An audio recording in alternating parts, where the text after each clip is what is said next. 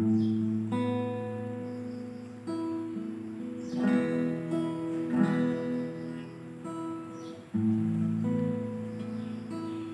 pong pinagpalang umaga po sa bawat isa. Amen. Sa pangalan po ng ating Panginoong Hesus. Ang ating pong live devotion po ngayon ay nagmumula po dito sa Door of Faith Church, Kabatang, Chaong, Quezon, sa pangunguna po ng aming pastor na si Pastor Gregorio Motel.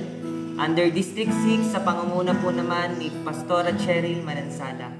Ngayon pong umagang ito, patuloy po tayong magpapasalamat sa Panginoon sa katapatan niya, sa kabutihan niya sa atin, sa pag-ibig na wagas na lagi niya pinapadama sa atin. Amen? Hallelujah. Sige po, patuloy po tayong magpasalamat sa Panginoon. Magsambit po tayo ng mga papuri sa ating Diyos na buhay. Hallelujah. Oh, we worship you, Lord. Purihin ka, O Diyos. Pinupuri ka po namin, Panginoon. Pinasasalamatan ka namin. Niluluwalhati namin ang pangalan mo, O Diyos. Hallelujah. Hallelujah. Sambahin ka, Panginoon, sa umagang ito. Hallelujah. Salamat sa kabutihan niyo, Panginoon.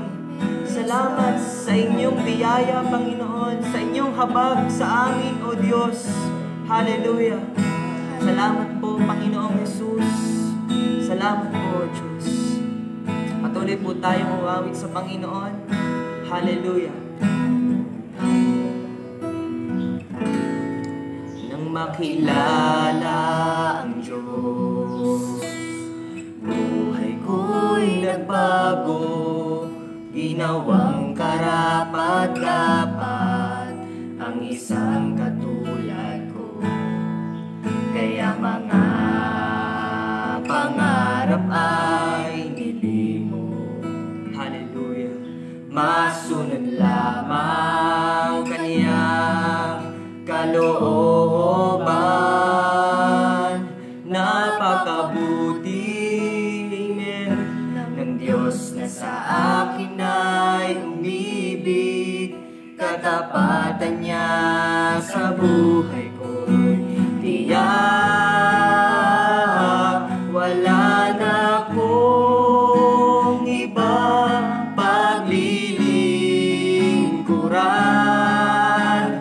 Buhay ko sa Diyos nakalaan. Siya nga po, Panginoon. Hallelujah. Minsan pa nating awitin sa Diyos. Hallelujah. Nang makilala ang Diyos, buhay ko'y nagbago, ginawang karapat-dapat ang isang katulad ko. Kaya mga pangarap ay nilimot. Hallelujah. Pangarap ay nilimot. Masunod lamang ang kalooban niyo, O Diyos. Hallelujah.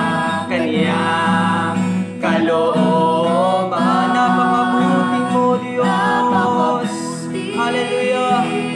Nang Diyos na sa akin ay umibig, katapatan niya sa buhay ko'y tiyak. Wala na akong ibang paglilingkuran. Buhay ko sa Diyos nakalaan. Napakabuti, hallelujah. Napakabuti ng Diyos na sa akin ay umibig. Katapatan niya sa buhay ko'y tiyak. Wala na akong ibang paglilingkuran. Buhay ko sa Diyos nakalaan. Wala na akong ibang paglilingkuran. Wala na akong ibang pagliling. Siya nga po, Diyos. Hallelujah. Buhay ko sa Diyos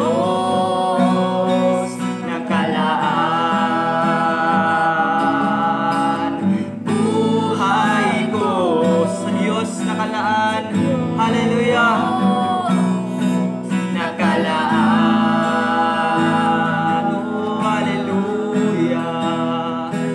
napakabuti mo, Diyos.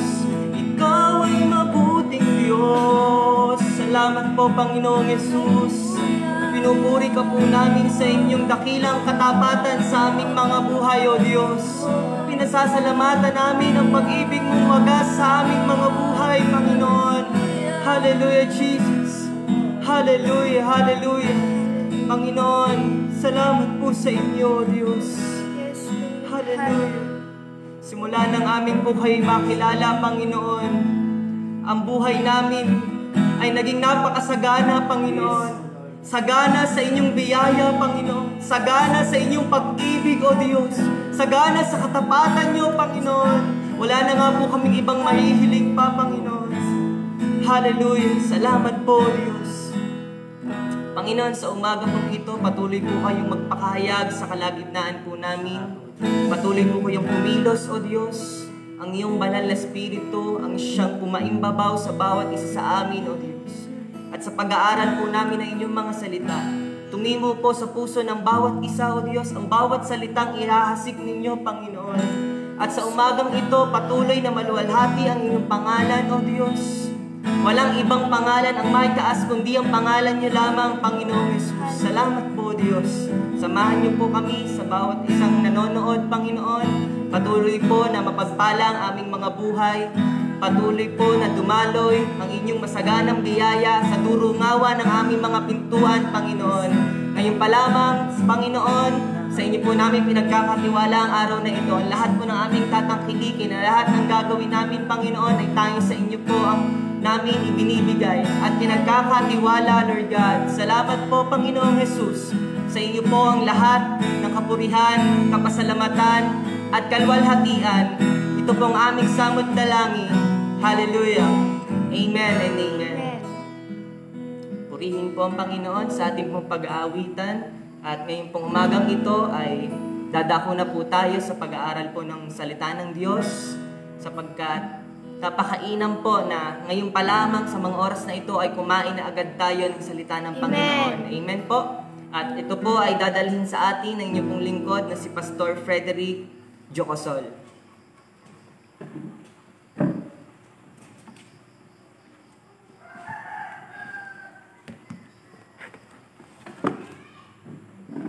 Purihin ang Panginoon, isang magandang umaga po sa bawat isa at isang pribileyo na muli gamitin ng Panginoon sa paghahayag ng kanyang mga salita.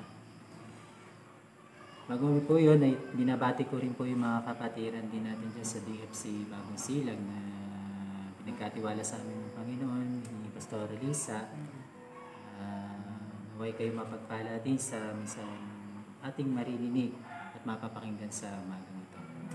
Makibukas kayo sa akin dito po sa Mateo chapter 5 verses 14 hanggang 16. Mateo chapter 5 verses 14 hanggang 15. Sabi po dito, kayo ang ilaw ng sanlibutan. Ang isang lungsod na nakatayo sa ibabaw ng burol ay hindi maitatago.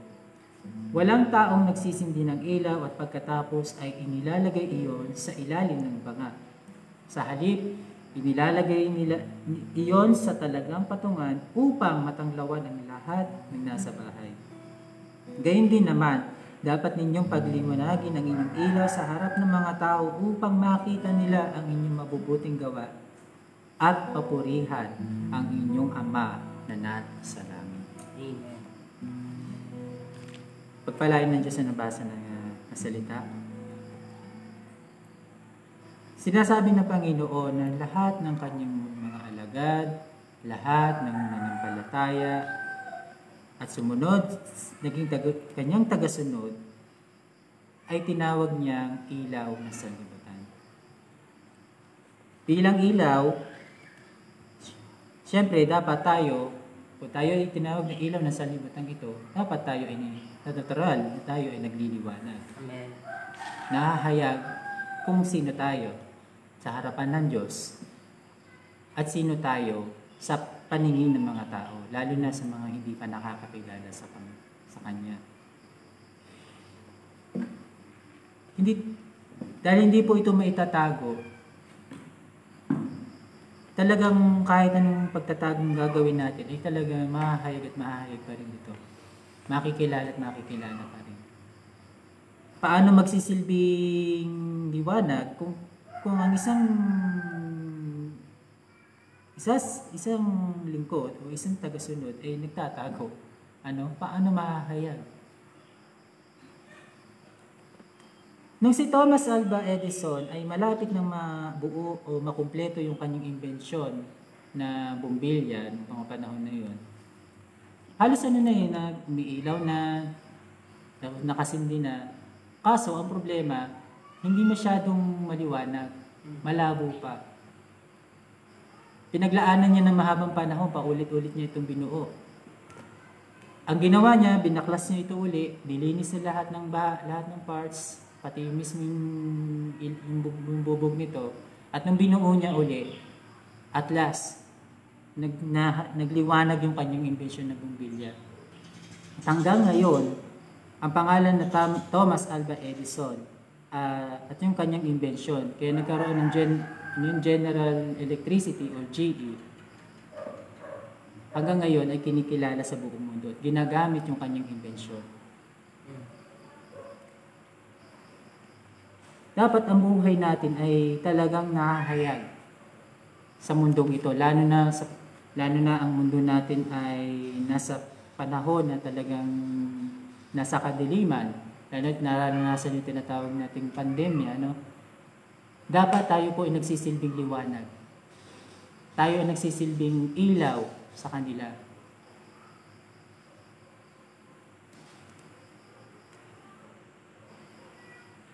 Dapat nakikita sa atin kung ano talaga tayo.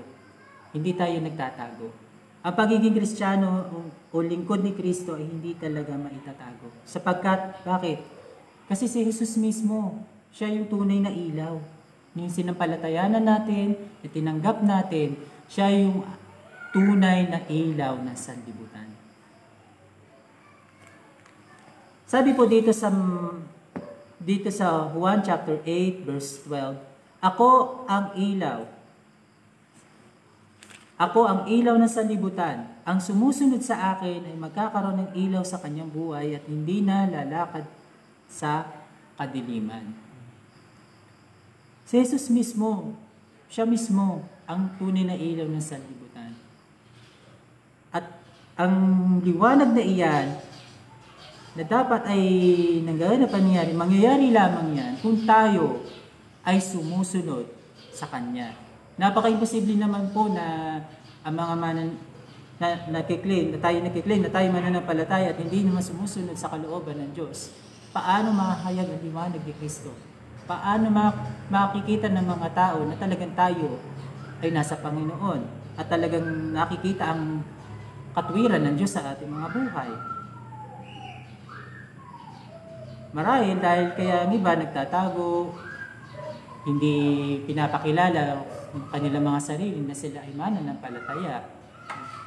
Hindi sila proud na ipakilala na talagang maaring sila nahihiya ay dahil sa tinatawag na takot At isa sa hadlang yung bagay na kinatatakutan ng mga maraming tao.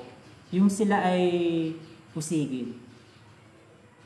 Kung babasahin nyo, mula sa text ng binasa natin, kung titingnan nyo kung ng mga talata na binasa natin dito sa Mateo chapter 5, verses 14 hanggang 16, ang sabi dito sa verse 10 mula hanggang 12, sabi po rito, pinagpala ang mga inuusig ng dahil sa kanilang pagsunod sa kalooban ng Diyos, sapagkat kabilang sila sa kaharian ng langit. Naunang sinabi yun ng Panginoong Hesus bago banggitin ang sa kanyang mga alagad na sila ay asin at ilaw ng sanlibutan. May pag-uusig. Of course. Bakit? Kasi tayo ang nasa liwanag Kita, hayag na hayag kung ano yung ating ginagawa. Kaya madali tayong pulaan. Kahit na maganda o hindi, mabuti o hindi yung ginagawa natin sa paningin ng tao, meron di yan mabibless, meron di yan magiging kritiko. O sa panahon millennial term, may mga bashers, ano ba ang term? Yung mga ibig sabihin yung mga pumupuna. No? Mapupuna at mapupuna pa rin. Kasi tayo nasa liwanag eh. Naalala ko noon ako'y bagong nakakilala sa 23 years ago. Siyempre, naranasan ko na ako'y natuwa, nagalak. Siyempre, dahil tinanggap ko si Kristo sa aking puso bilang Panginoon tagapagligtas. There's a joy that overflows from my heart. Pero hindi nagtagal ng ilang araw ay inusig ako ng mga kamag-anak ko.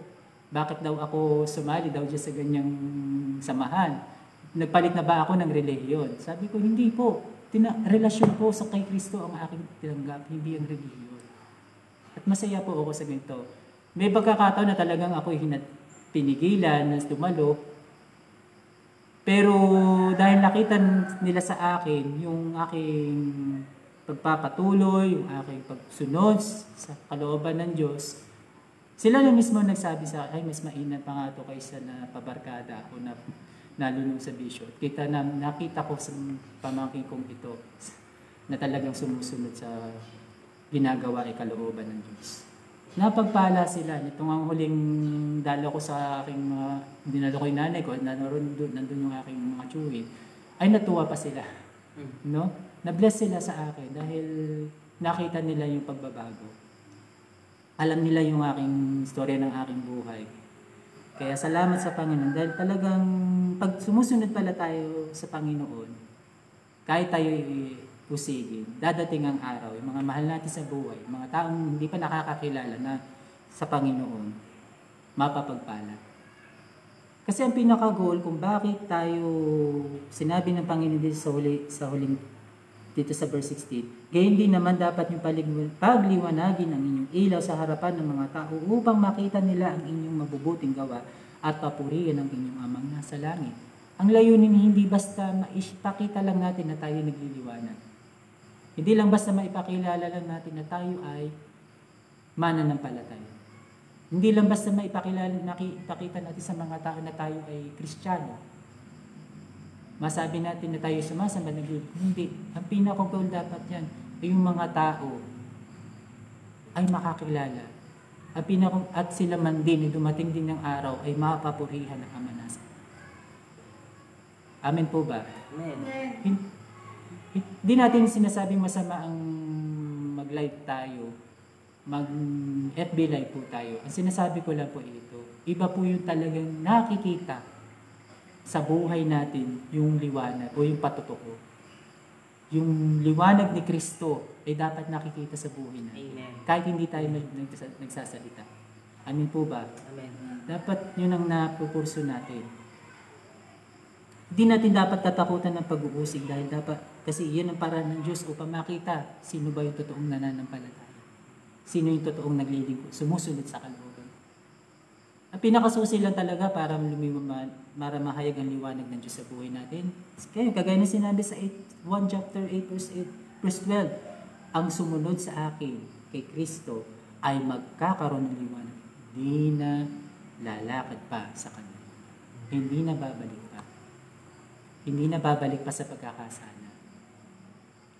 Usigan man tayo, di ba nababasa natin sa Lumang Tipan, yung mga lingkod ng Diyos na inusig, pero nagpatuloy pa rin, nagpatuloy pa rin sa pagsunod sa kalooban ng Diyos.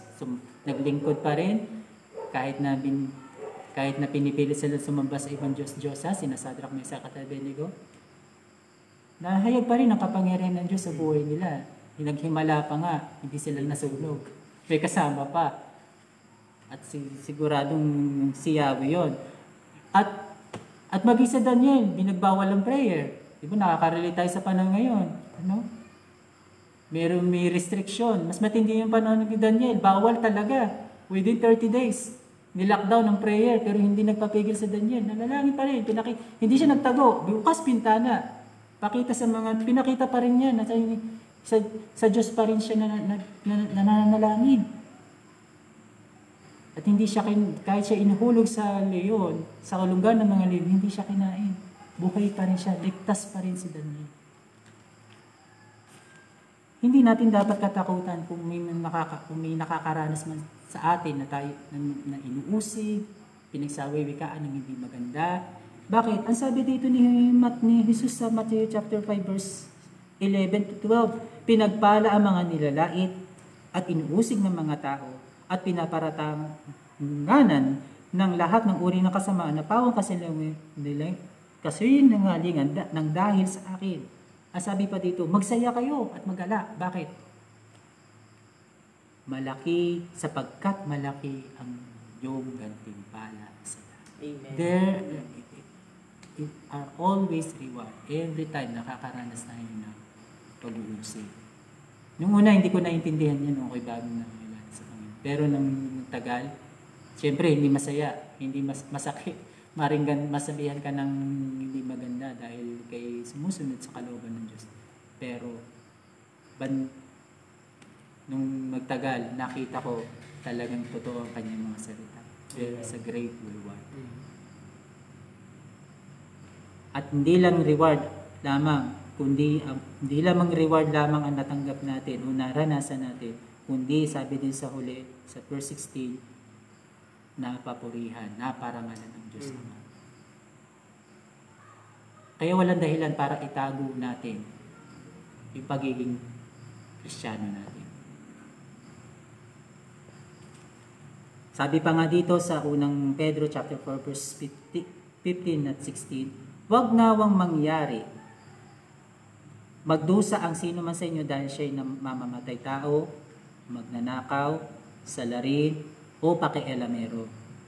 16. Ngunit kung kayo'y magdusa dahil sa pagiging Kristiyano, huwag niyong ikahiya ito. Kung nagdusa tayo sa pagiging Kristiyano, huwag natin ikahiya yan. Sa halip magpasalamat kayo sa Diyos. Pagpasalamat natin yan. Bakit?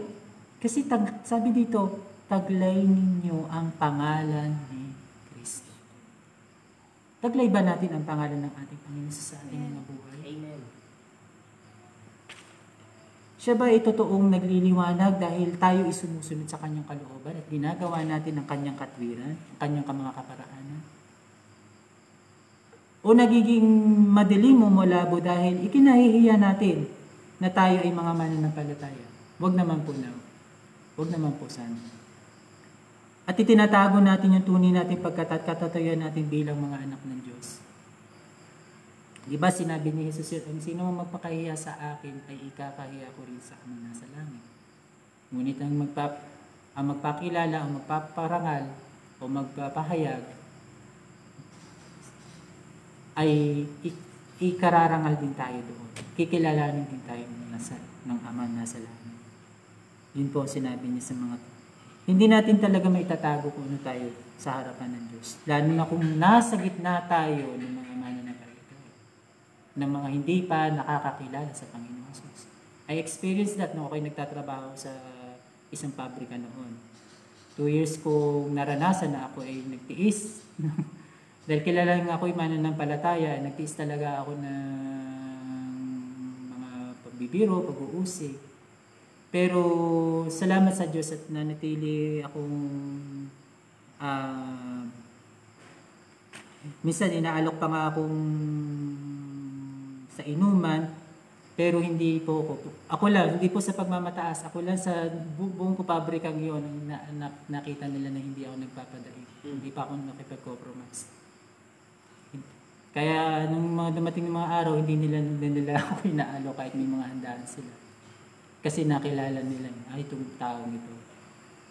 Hanga ako sa taong ito kahit alokay mo, hindi mo ito mapapaalok ng ano. Kasi iba talaga namumuhay ka sa mga iba talaga kasi hindi tayo ay naninibigan talaga kung sino tayo sa harapan ng Panginoon. At nahayag ang liwanag nun. Huwag nating ikaya kung sino tayo sa harapan ng Diyos at sa paningin ng mga taong nakakakilala sa atin. Huwag nating ikaya. Be proud na tayo ay na kay Kristo. Taglay natin kasi ang kanyang pangalan. Amen. At hindi lang ang pangalan lamang niya. Taglay din natin yung liwanag na mayroon sa kanya.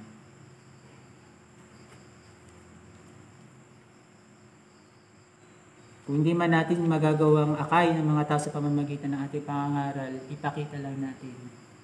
Diyos naman na nagliligtas, pero ang bahagi natin, ipakita natin yung magandang patotoo. Amen. Dapat, sabi nga utos dito inuutos na ni Jesus sa bawat isa sa atin. Dapat, gayon din naman dapat ninyong pagliwanagin ng inyong ilaw sa harap ng mga tao.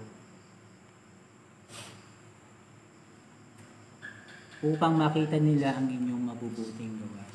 Dapat ipakita natin.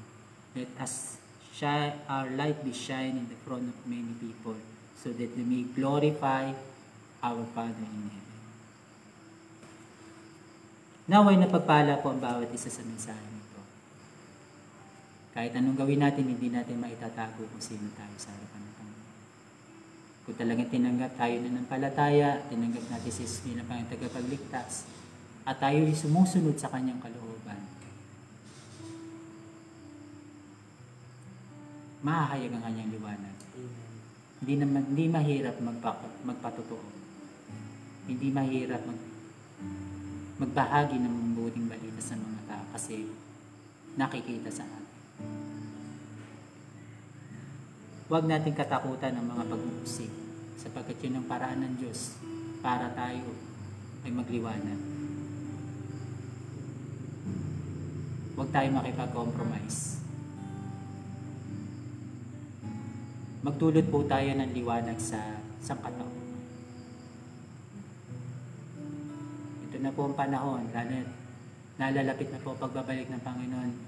Hayaan natin bawat isa sa atin ay magliwanag, mamuhay ng ayon sa kanyang kaliwanagan. Sa liwanag ng salita ng Diyos, dapat ito'y ating binubuklat at ito'y ating binabasa at pinagbubulayan. At anuman ang bagay na mababasa natin, maririnig natin, matututunan natin, ito'y dapat isinapag pamuhay. Ito ay ating pinamumuhay. At hayaan natin ang Espiritu ng Diyos ay patuloy na manguna sa buhay natin. Hayaan natin siya ang masunod sa ating mga buhay. Sa oras na ito, kung meron sa bawat isa sa atin na nakakaranas ng pagsubok, kung may mga mahal pa tayo sa buhay na hindi pa kumikilala sa Panginoon, literal na tayo ay inuusig, ipanalangin natin sila na sila man din ay maligtas. At tulungan tayo ng Diyos na tayo ay makapamuhay na ayon sa kanyang kaloob. Hallelujah!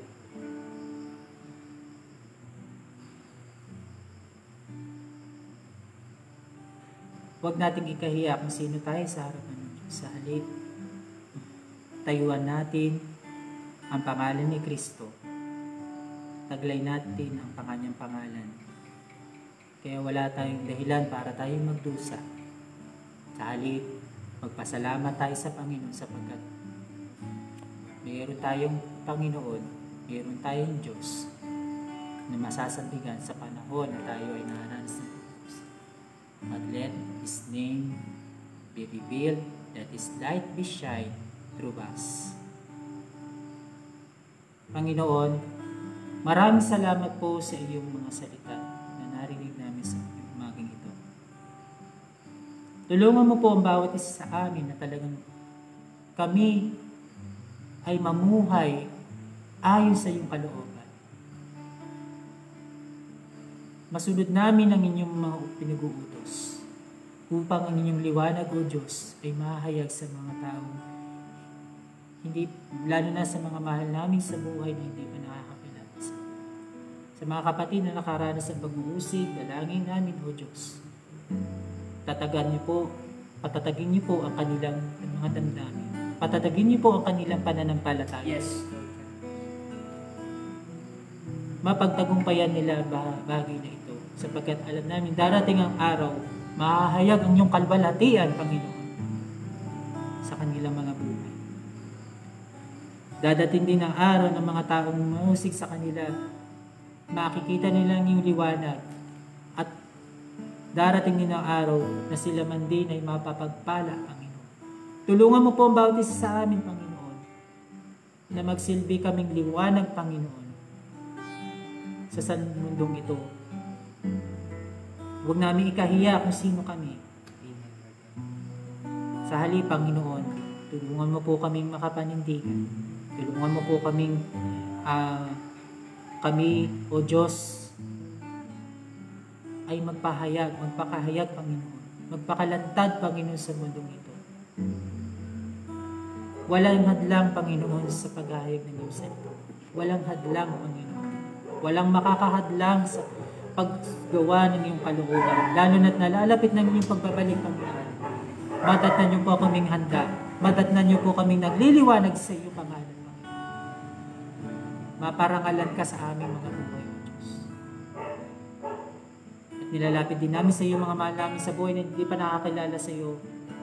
Tulungan mo po kaming maging magandang patutuo sa kanila, Panginoon. At inaangkin namin na darating ang panahon na sila man din ay makikilala sa iyo. Sila man din ay sasampalataya sa iyo. At maliligtas, Panginoon. At susunod din sa iyong kalooban. O Diyos, salamat po sa iyong po pangungusap. At dalain ko po nawa sa mga kapatid namin na i-struggle pa, Panginoon. Sila ay nagtatago pa sa kanilang, itinatago pa ang kanilang pagiging Kristiyano. Panginoon, tulungan mo po silang makabangon, Panginoon. Makalaya sa ganong kalalagayan, Panginoon. Magkaroon po, pagkalooban niyo sila ng tapang na harapin, humarap sa mundong ito, Panginoon. At sila ay makasunod sa kalooban at magliwanag sa inyong pong pangalan, Panginoon. Hallelujah. At anumang gawa ng kaaway, anumang nadlang na ginagawa ng kaaway sa mga anak na nanatiling nag-i-struggle sa kanilang buhay, pananampalataya, kanilang pagiging Kristiyano, ito'y binabuo namin, winawasak namin sa pangalan ng Panginoon. Yes, in the name of Jesus. Let them be free, Father. In the name of Jesus. Hallelujah. Doon sa mga nakaranas, sa mga kapatid namin nakaranas ng sakit at karamdaman, nasa banig ng karamdaman sa oras ito, idinadalangin namin ng Panginoon. Ipagkaloob mo po sa kanilang kumpletong himala ng kagalingan na nagbubuhat sa iyo. At ang kinin ng bawat isa, ang himala na gagawin mo po sa kanilang mga buhay. Tulungan mo po kami magliwanag, Panginoon. Tulungan mo po kami na lagi namin pagliwanagin ang iyong ilaw sa aming mga buhay, Panginoon. At Lord, lahat ng aming gagawin, aming mga sasabihin, kaya mo pong parati ka mabigyan ng kaluguran, parati ka mabigyan ng kalwalhatian ng Diyos. Purihin ka, Panginoon, at salamat sa maging ito. Salamat sa inyong pangungusap na ito'y dulot ng kalakasan, panibagong sigla sa kanilang buhay pananampalataya. Purihin ka, O Diyos, at ang lahat ng ito ay sa inyo po namin pinagkakatiwala. Binibigay sa iyo ang mataas na papuri at parangal sa inyong dakilang pangalan. Sa makapangyarihang pangalan ng Ama, ng Anak, ng Banal na Espiritu. Lahat ay magsabi na. Amen. Hallelujah. Purihin ng Diyos sa tinabati natin ating District 6 Supervisor na si Ma'am Cheryl Malansala, at maging sa mga tagapangunan natin sa buwan ng District 6 na nandito po sa Lorope, Kabatang, sa pangunan ni Pastor Greg Motel. Tuningan na purihin ng Panginoon at maraming salamat po sa maging sa ating Superintendent at si Pastor Joseph Masaredo. Yung pagpalain po kayo ng Panginoon, patuloy na ingatan ang bawat isa at ampitin ang kanyang pagpapala. Sa Diyos po ang papuri. Amen. Hallelujah.